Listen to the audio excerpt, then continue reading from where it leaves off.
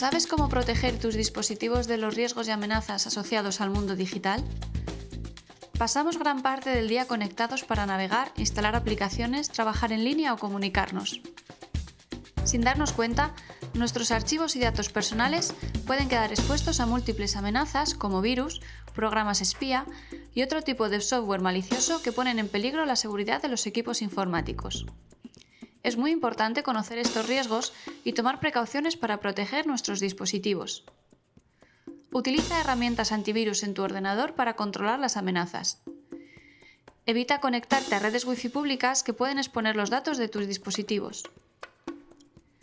Ten siempre actualizado el sistema operativo y las aplicaciones para estar al día con los parches de seguridad. Instala aplicaciones únicamente desde sitios de confianza como repositorios oficiales. Crea contraseñas robustas y seguras para acceder a tus dispositivos y a tus cuentas y perfiles en la red. En aplicaciones de mensajería y correo electrónico, no abras archivos de origen desconocido. Y sobre todo, usa el sentido común.